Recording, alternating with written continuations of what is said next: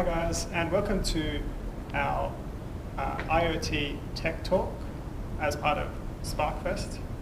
Welcome to Canada Bay City Libraries and the Learning Space course. Just before we start, I'd like to do a quick acknowledgement of country. So I would like to acknowledge the Wongal people of the Eora Nation, the traditional custodians of the land on which we meet today, and pay my respect to elders past, present, and emerging.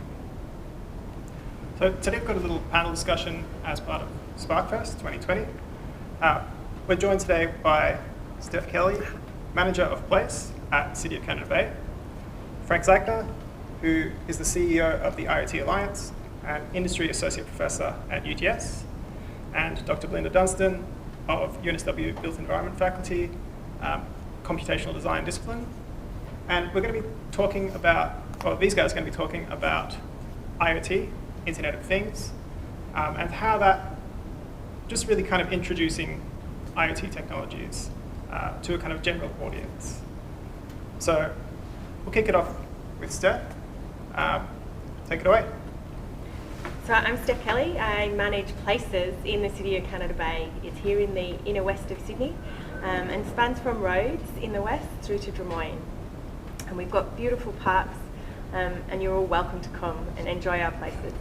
I'm really delighted to be here as part of this conversation about the Internet of Things, because for me it's all about creating better places and places that deliver more to the people who enjoy, who meet there, who play there, who work there. Frank.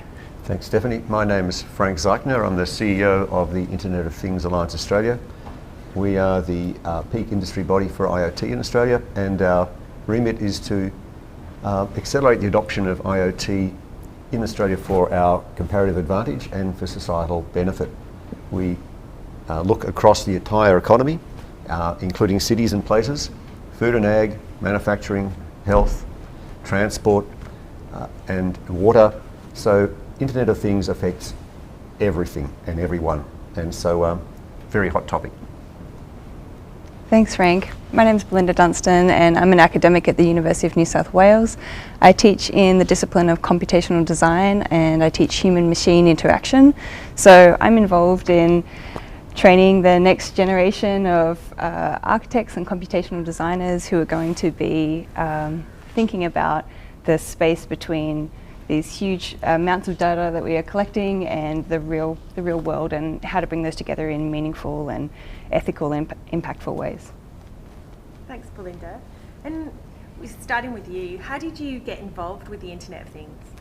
Sure. I began my academic training as an artist in a long time ago, and now I did my PhD in the Creative Robotics Lab, and in that lab was my first contact with the Internet of Things, where artists were bringing materials and objects that they had made and wanting to pair them together with real-time data from the internet as a sort of data visualization, a way of showing people the information that they wouldn't usually have access to. And now in the Faculty of Built Environment, I teach computational designers to think about the Internet of Things in relation to the built environment. So how can we build architecture that acknowledges its inhabitants? How can we plan landscape architecture that cares for and acknowledges those who occupy the space? And I also teach robotic furniture, so thinking about translating the needs of users into the furniture that is inside their homes. And are there any good examples? Yeah, right now I've got some fantastic second-year students who are planning an interactive facade, just a wall inside the gallery space at UNSW, and this really stemmed from their experience of being isolated during the last year, really, and sometimes being inside and not being aware of what's happening with others, or even of changes in the weather outside. And so they're planning these beautiful affective facades that communicate maybe how many other students are currently studying on campus, or just pick up changes in the wind outside and let them know that the weather is changing even though they've been inside studying and working for a lot of hours. So just connecting interior and exterior during a time that we've really been trapped inside for a lot of the year. So there's some really interesting projects, and because they're working from home, they're using found objects in their home and then connecting them up with just really basic electronics. So we're getting some really beautiful combinations of analog found aesthetics that are being actuated by big data from the internet, and I really love that combination of those two coming together. I love the way you reveal information. It's really yeah. And Frank, you've got a really important job now in the Internet of Things, I guess. But how did you first get involved? How did you kind of become who you are today?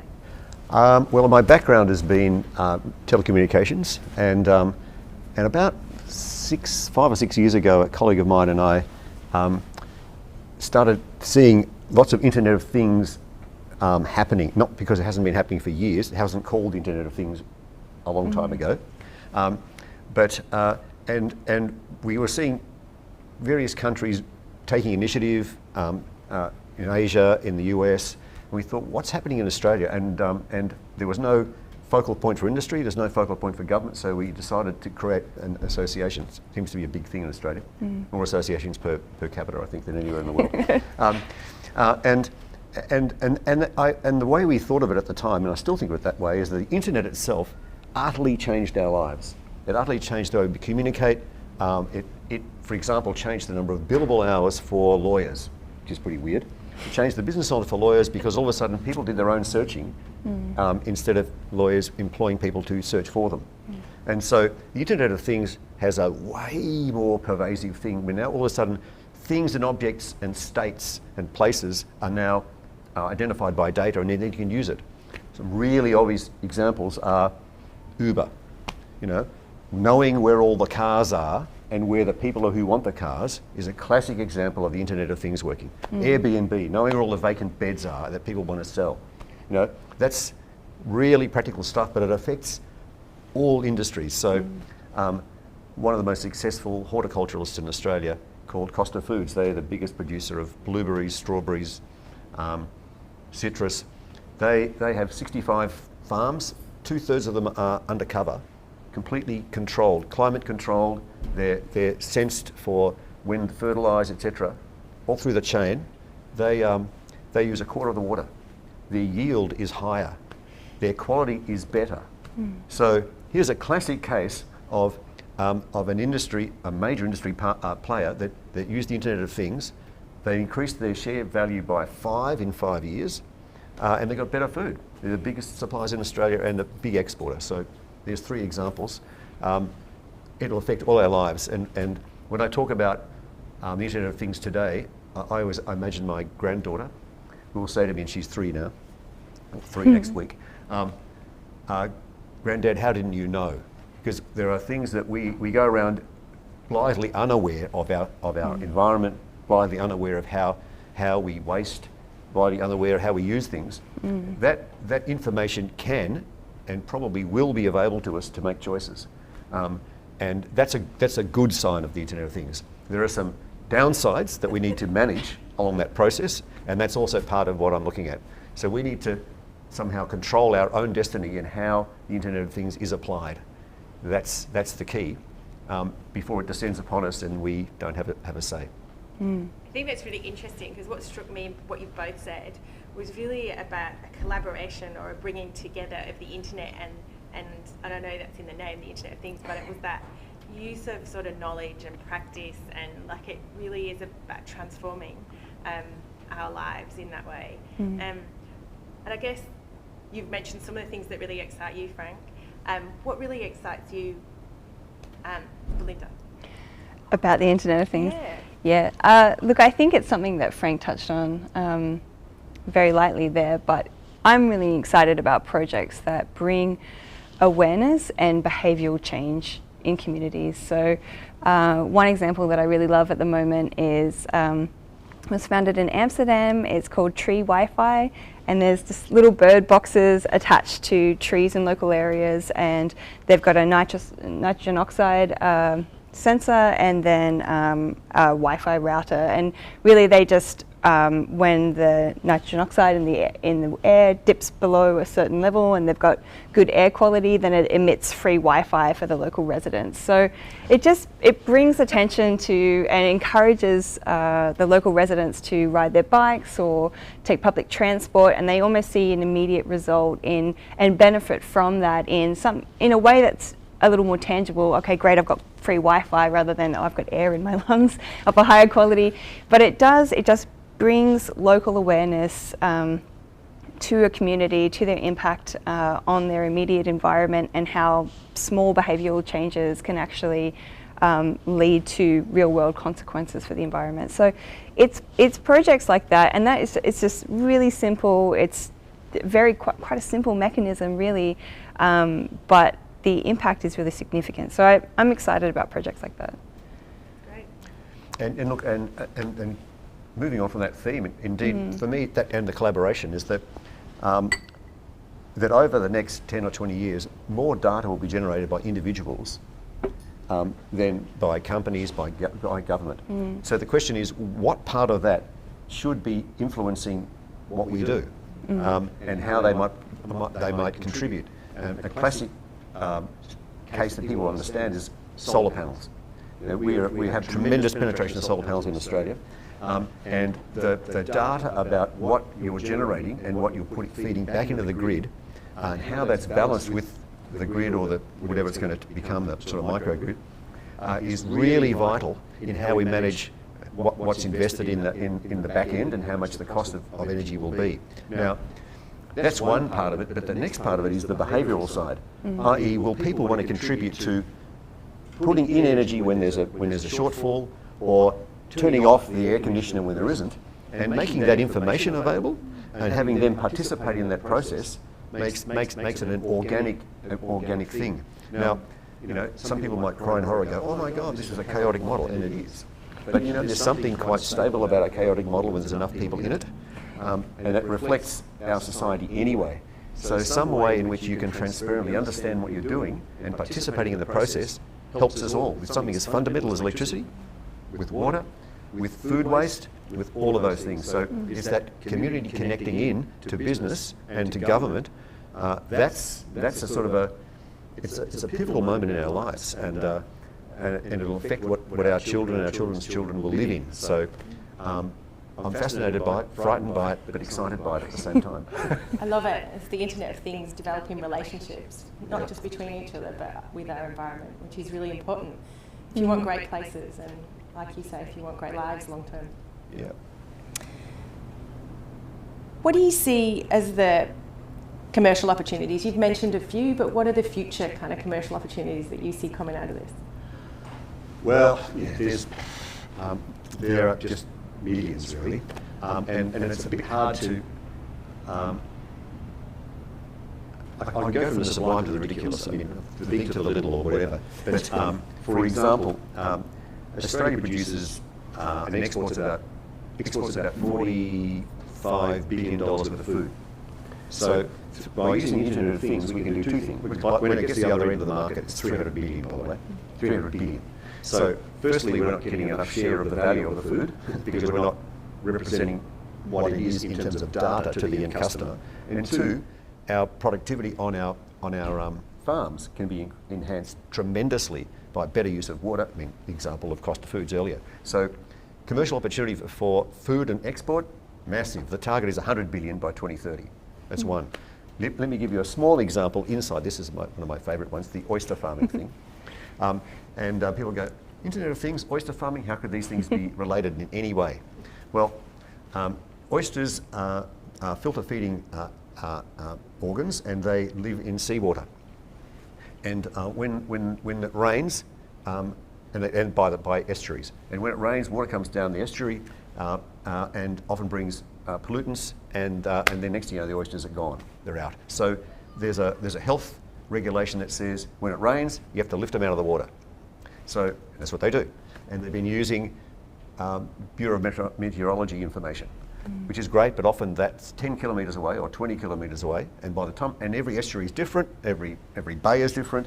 And so they're not locally sensing what the situation is, they're remotely sensing it. So by placing salinity sensors in the water. They've got a proxy for whether or not it's polluted or not. And they also know the tide height, so when they can send people in to lift it up, etc. And the result has been an average of 30 days saved in not waiting and by lifting it up at the right time. 30 days saved often is a value of up to $10,000 to $100,000 per oyster farmer. And because they grow more. So here's a classic case, and the beauty of it is the data that goes to the oyster farmer goes to the regulator who manages the lifting it up and down. So safety is at the same time, data's collected centrally and distributed 2 places. That's the Internet of Things. There's a classic one, and that's a business model that works for the tech supplier and for the farmer and also for the consumer. Are there any trends from your students have you seen where they're interested in and where they wanted to go? That's an interesting question. I suppose all of the examples that Frank has given combine both making and technology and computational design. So I'm quite interested to see how that will feed back down into education and the way we train students. So even this year we're including more making-based subjects and hands-on subjects for our students to really get a sense of how things that they design for online feed into the real world and what that response might be and how sustainable that response is. Like, it's all well and good to plan this wonderful mechanism that lifts in and out, but if you design a mechanism that only works 6 times and breaks on the 7th, then we don't have any progress for our oysters. So I think it'll be interesting to see how it affects tertiary education and the nature of courses and this sort of agility between what has been previously quite siloed areas of training in kind of hands-on materiality and then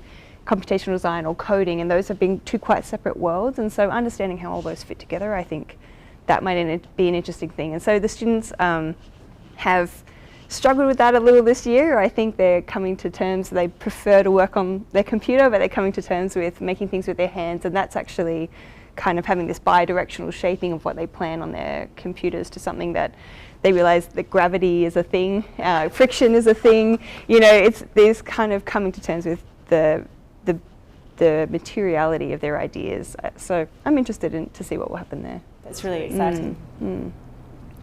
That sort of goes on to another concept, because for me, the Internet of Things is this magical translation from the physical to the virtual. Yeah. So that is that boundary, and of course it's not just the translation from the physical to the digital, but also back from the digital to the physical, and so that process is what's utterly fascinating, and the idea of sort of coding what the physical looks like in the middle is sort of like the nirvana. And you may have heard of a couple of new concepts called like digital twin, which sort of tries to mirror the world. Of course, the digital mirror will always be a subset of what the real world is, never be completely accurate.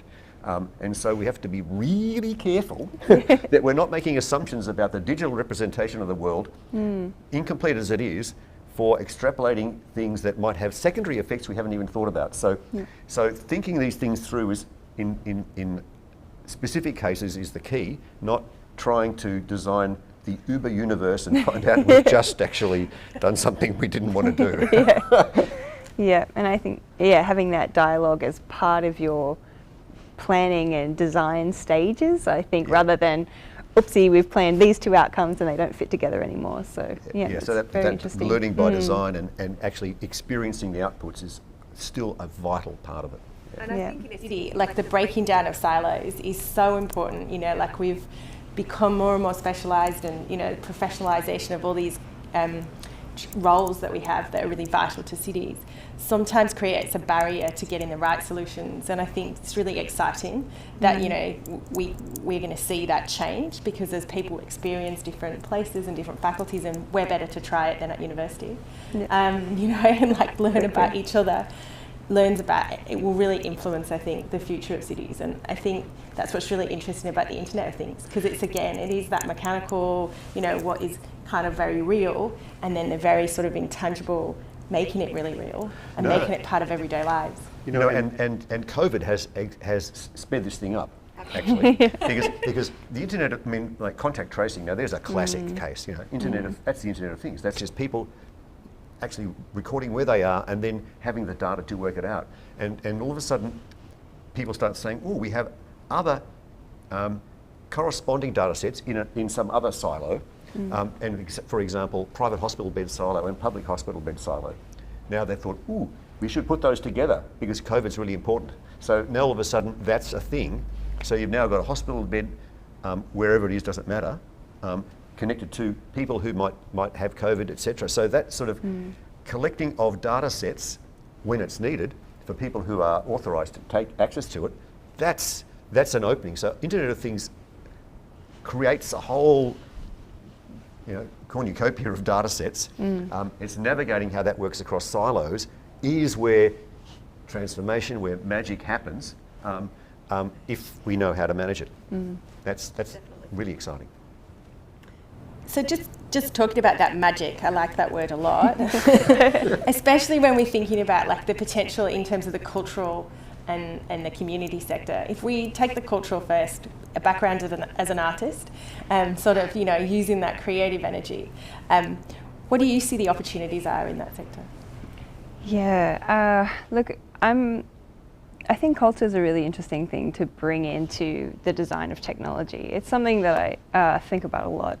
And my hope for the Internet of Things is that it can really contribute to diversity in the development of technology. So I had a really interesting conversation with a Lebanese mother recently, and she told me that her children grew up with the accent that her and her husband have, but since they've put their Google Home in their home, the kids have smartphones, the kids have actually adopted a more Anglo-Americanized accent to be able to get Siri and Google to understand them, and they have practiced this accent from YouTube videos online and now solely use that accent. So when it comes to, and that's primarily because Google and Siri have been trained by white Anglo-Saxon voices, mostly male voices. So I think, look, it's wonderful technology, but diversity in its development as well as in its application is incredibly important. And right now, a lot of these technologies are seemingly having quite a homogenizing effect, but they do have the capacity to also enhance different cultures. But I think that we need those different voices at the developmental stage as well as the end user stage. But I think there are fantastic opportunities for communities as well. The Internet of Things has this way of advocating and democratizing data. So in a democratizing sense, it makes available big raw data sets visualized in a very simplistic way for use for people who may not have had access to that data or the interpretive capacity prior to that.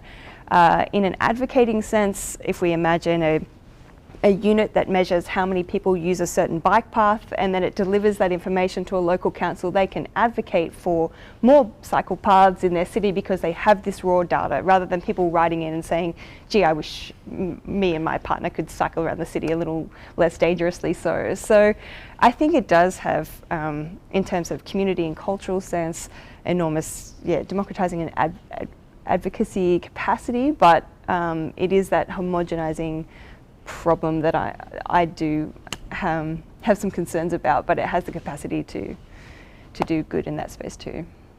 Yeah, it is. It's a classic good and bad thing. Yeah. I mean, on the good side, this idea of recognising, for example, environmental conditions, and so knowing where cool routes are or where good areas and be able to make that information available to citizens to either avoid them or to do something about them, or to and to encourage councils to do something, because if it's data based, but your thing about homogenisation is an interesting one, because the raw data is interesting, but it's the process, it's the developed data, the data upon which you put AI and machine learning that often provides really interesting insights. However, the majority of people designing that are homogenous. They're 25 to 40-year-old blokes, basically. And so Human Rights Commissioner Ed Santow presented at one of our conferences last year, and he made the point that facial recognition from the biggies, I'm talking the really big companies, have an inherent bias where white males are identified something like 99% of the time, but if you're a non-white female, it can go below 90. Now, that can be a bad problem if you're trying to get through passport control.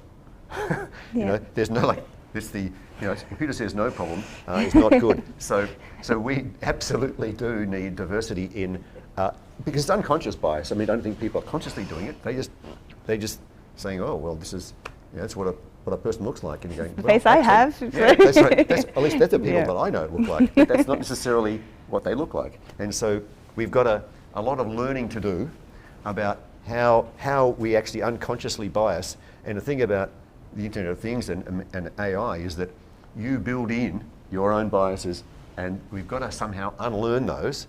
I'm not sure how you do it, but and maybe we can't unlearn them. Maybe we just need to ensure there is diversity about people who develop. Yeah, I think we can only unlearn them from others, Yeah. from people who are not like us, and working with people who are not like us. Yeah. So that has to happen at the beginning, and not at the user testing end when it's a little too late. It's already been released into the world. Yeah. And what opportunities for the community do you see as the big opportunities for our community? Oh, stacks. I mean, I've been involved in them with my UTS hat. I've been involved in a number of smart city projects, and I can tell you, people are dying to get to have their data made available. I mean, obvious cases are when they're near a big freeway. They want to know what the air quality is like, and they can't find out. Yeah. And I can tell you that, and so they're wanting to contribute. And in fact, I'm seeing an appetite for councils to get that information, because we want to sift the vexatious and the ill-informed from the real data would be really handy. Yeah. Then we can make decisions based on fact. And so in the end, that's utterly vital. So, and then there are examples, some classic examples, that earthquake in New Zealand, but also tidal waves in, I'm really diverging widely here, in Indonesia. We're finding that the people information about what they see in aggregate is way more valuable often, not often, almost always, than actual individual sensing information. Because they get many points of view and data. And so it turned out that the sensing system, the Internet of Things sensing system that the Indonesian government put out there, didn't work because they weren't maintaining the buoys. But people are sitting there on the atolls and going, tidal wave coming. Tidal wave coming. Actually were more effective. So one, people information is really valuable. It's hyper-localized. It's where you are. Planning tends to be centralised and aggregated, and so you need a bottom-up as well as the top-down. And so citizen participation is really vital. Not all citizens care about that. Some do more than others, but where they can, really important. And you see that the Internet of Things can facilitate that citizen information coming up? Oh, absolutely. I think that they're participating anyway without knowing. So they're starting to know what their solar panels are doing, right? Because they've installed an inverter with the app. You know, so and they're starting to have the home security stuff and everything else. They're anyway doing it. They're not calling it the Internet of Things. It is the Internet of Things, but they're already participating in that process. There's a concept that's now being created called the prosumer. I don't know if you've heard that, and that's the one where you're not just a consumer, you're a producer, and that's particularly in the model of electricity, but it can be the same in water. It can be the same in a whole lot of these areas where you start participating. And it's been in the old days. It was called bartering in the marketplace, right? So now, we've been working on getting this top-down distribution method where people just get stuff. You know, the Internet of Things may allow a bit of more bottom up. It may allow things, for example, for sharing excess food or distributing waste properly. There's a classic case that I really love, and I can't remember the name of it now. It won an IoT award. It was called My Lizzie or something like that. There are 100,000 homeless people in Australia, roughly. But one thing that I didn't know is that almost all of them have a mobile phone. And they don't have a mobile service because they can't afford the service, but they just use the free Wi-Fi. And they use a second-hand phone. And so a whole group of food distribution outlets have created an app that they can find where the food is. So they find the location of the food, and they triangulate it to the location of the homeless people. Now, there's a classic case of well-meaning citizens and citizens who really need help working together through technology. That's just brilliant. Because half the problem in our world is simply finding things. We just don't know where the services are, and indeed if there is a problem, and there is a problem, we're almost bombarded with technology. I mean, I don't know about you, but I have more apps on my phone than I can deal with. So the answer isn't the app. The answer will be eventually something that's more visceral, an indicator of colour on your phone, a colour on your building that it's hot or something. It's not. I have to look up my app to see how hot it is in the room. Yeah. I think that's going to be very, late 20th century or early 20th century. Yeah, I agree. We sort of see that arc in almost all technologies. So we sort of early 2000s went very much towards screens and everything's on the screen, and then we sort of realized very quickly that that's not the way that the body works, that's not the way that people work, and we very quickly introduced things like the Nintendo Wii, where people are moving again, or we're swiping, or whatever it was, re-involving our bodies and having things visualized in a way that isn't something obnoxious like a beeping sound or a flashing LED. I mean, these are very primitive acknowledgements of activity or information, and so I think when they just, shift a bit of furniture or turn a tap on or acknowledge that information in a way that's just tangible and inbuilt, I think that will be quite a relief from all of the endless notifications and flashing lights. So. And I like the mention of the wall that'll tell us, because it links straight back into your artwork that you talked about right at the beginning, of the students creating these smart walls that connect to the Internet of Things, and that's a nice loop there. Yeah. What do you both see, Frank, to start with, what do you see as the real kind of roadblocks or challenges to the kind of growth in the Internet of Things?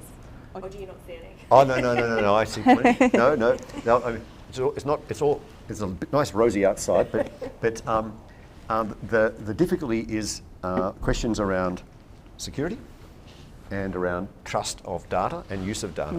So, the thing about the Internet of Things is it gives way more data, but how much, but privacy disappears, misuse opportunities increase, and and authentication of where the data is really coming from, fake data.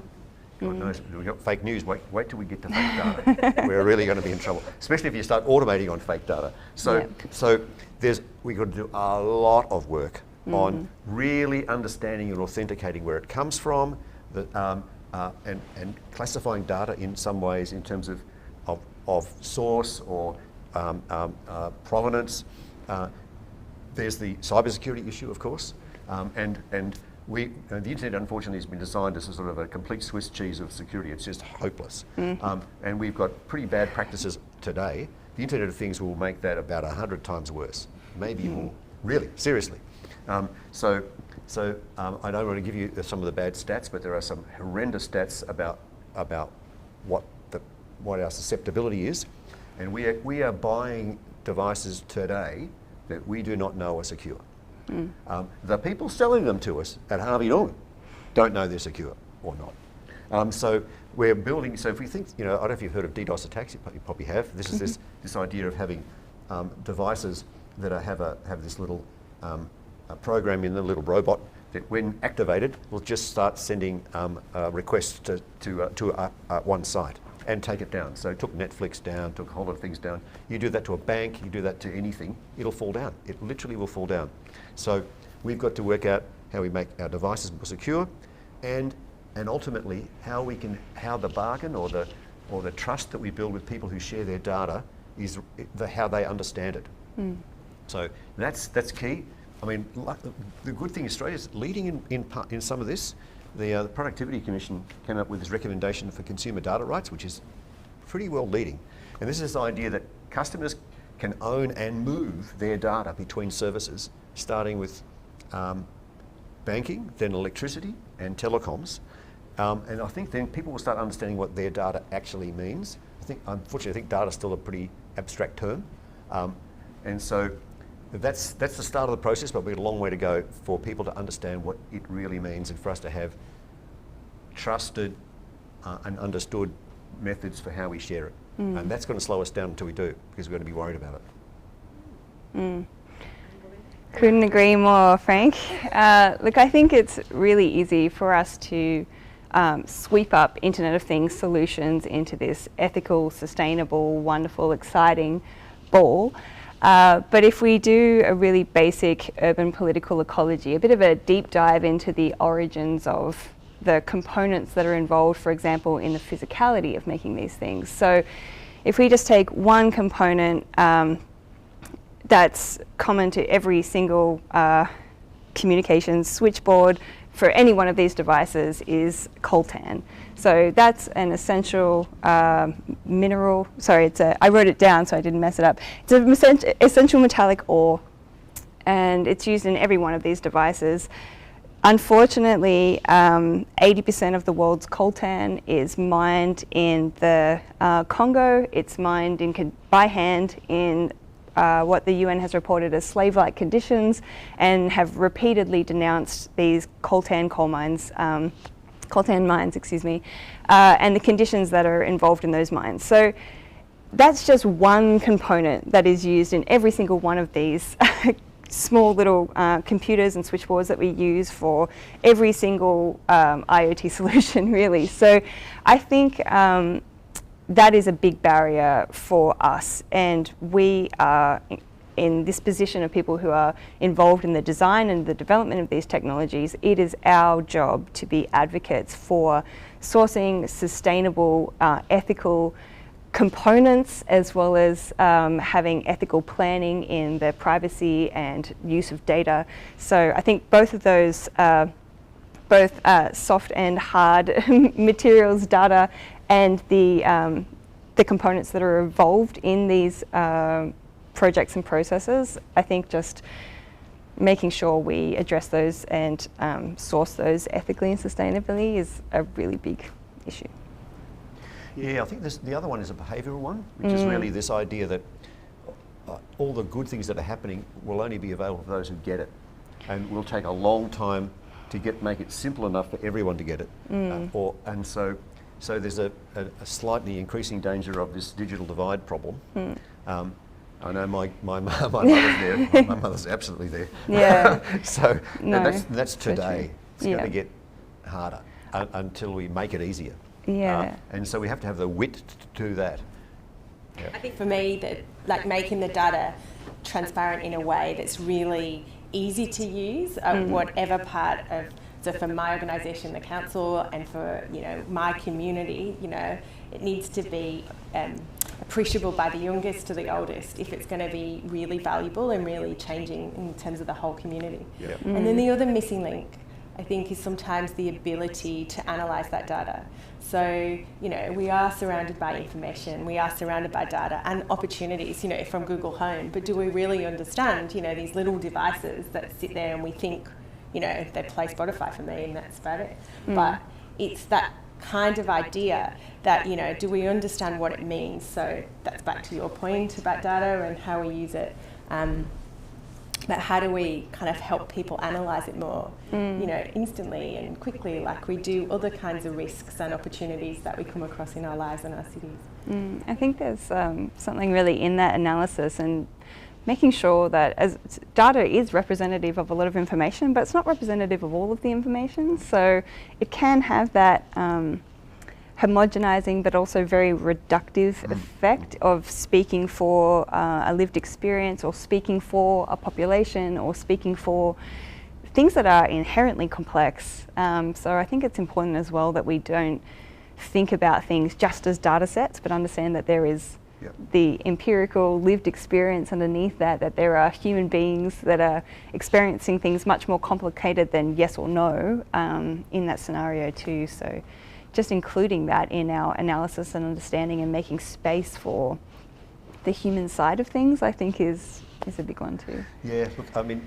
I think there's going to be a whole relearning for children and for everybody, really, because when we're evidently doing things in ignorance about how we exhausting the planet and everything else, and yet we also have a propensity to believe what we read, or in fact what the data says, and so we're going to have to recalibrate that as we go further, you know, and you know, as our lived experiences are a smaller and smaller percentage of what actually is happening in the world, which is sort of the way we've progressed over the last thousands of years, we're going to have to recalibrate again to say, what does that really mean? How do we really empathise with someone who lives in a completely different circumstance and everything else?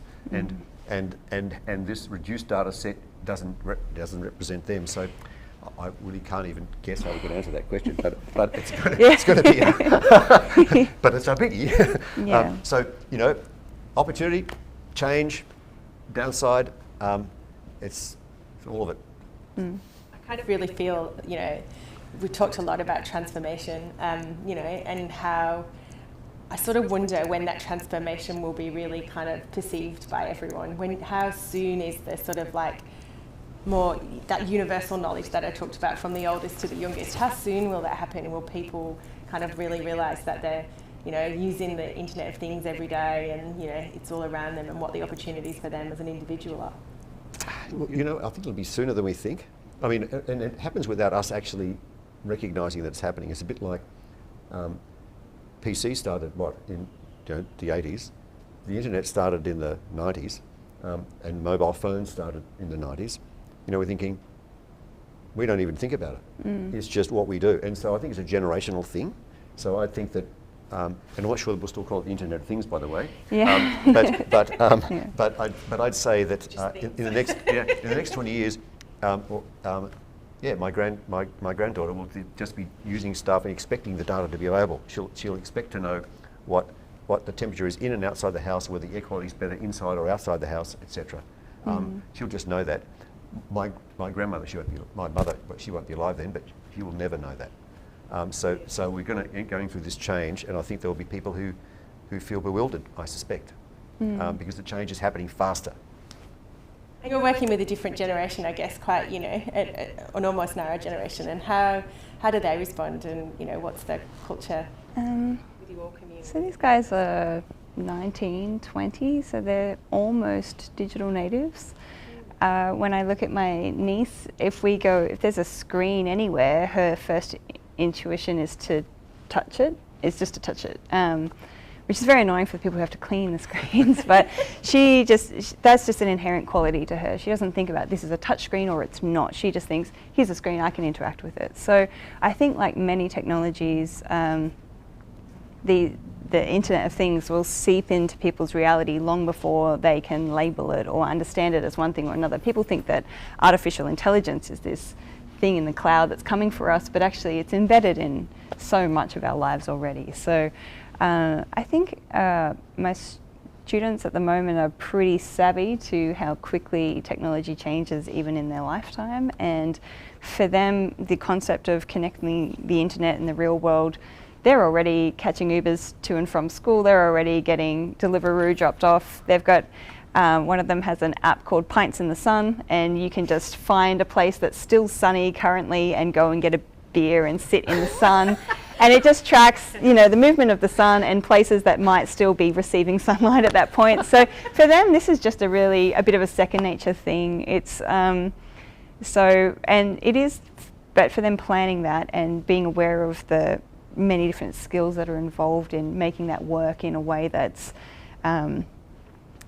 that works and keeps working, I think is something in itself. But yeah, it's already part of their consciousness, I think. Just to wrap up, if there's one thing you want audience here to go away with about the Internet of Things, what would it be? Can you answer that one? No? Oh. Yeah, he can go first.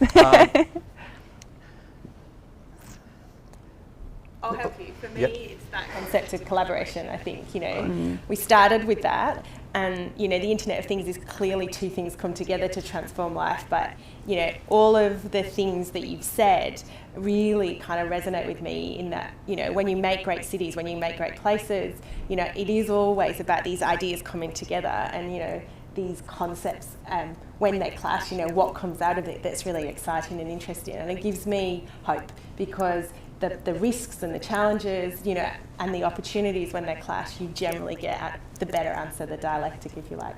Frank.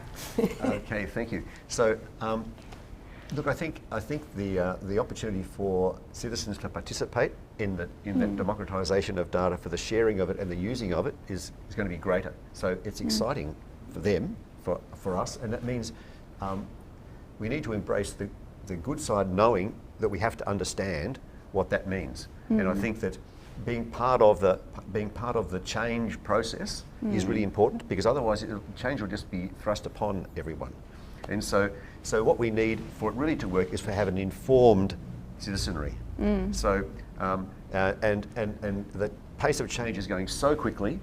I would say learn about it as fast as you can, because if you're not influencing it, you'll be influenced by it. So I think that's probably an important message. Yeah, I would second that message. I think that remaining critical but actively engaging with the Internet of Things is probably the best approach that you can have. So participating in it, but keeping that critical thinking about what am I, how is this feeding back into the world, where is my data going, and just being aware of some of those pitfalls that we've raised tonight. But being actively engaged means you can be part of that diverse group of people that are actively contributing and shaping this technology that's going to be so prolific. So I think that's really important. Yeah. On that note, I think we're finished. Great. Thank you. Thanks so much. It's been a fascinating conversation. I really appreciate it. Thanks so much for having me. Thank you very much. Yeah, It's been a pleasure.